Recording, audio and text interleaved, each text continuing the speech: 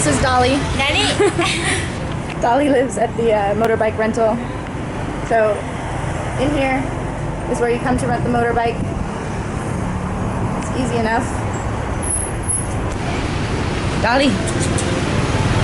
Hello, sweet. So Dolly lives here. I've been informed Dolly's never had a boyfriend, so that's important information. So you can rent a bike here. They have really good rates. They have a number of bikes. I got an automatic one. I'm usually used to driving a semi-automatic, which is, it has all the gears, just no clutch. That's what I have up in Chiang Mai. And it gets a little bit better gas mileage and has a little bit more power. But driving an automatic is super easy. Like, you don't need to really know how to drive anything to do that. So you just go like this with your hand and you can steer. But so here's the sign. Nana service, bike for rent.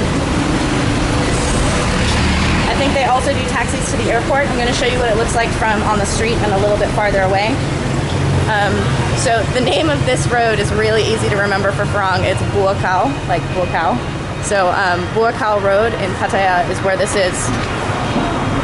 Over there, where these cars are going to be turning, is Pattaya Klang, which means Central Pattaya Road. So you just turn off of that. Come down just a little bit. And here you see all the bikes lined up out front. And the windows are all kind of like darkened out the way you would on your car or whatever, so it's a little bit hard to see, but it's right across from, this is a camera and a phone.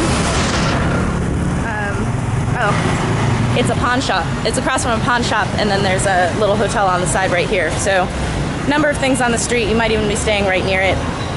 But I highly recommend you get a motorbike when you're in Thailand if you're staying for a week or more.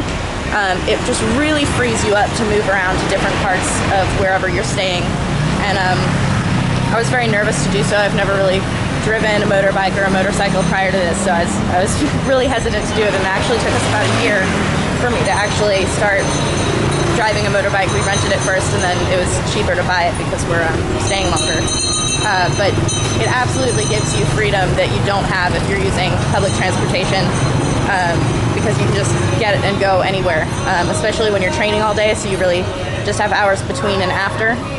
It just frees you up to go do things.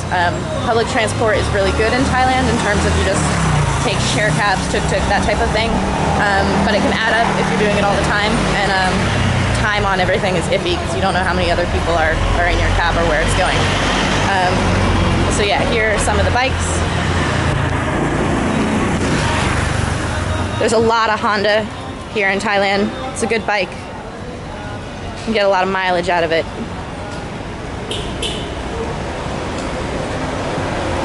In the automatics, you get underneath the seat, you get a lot of room.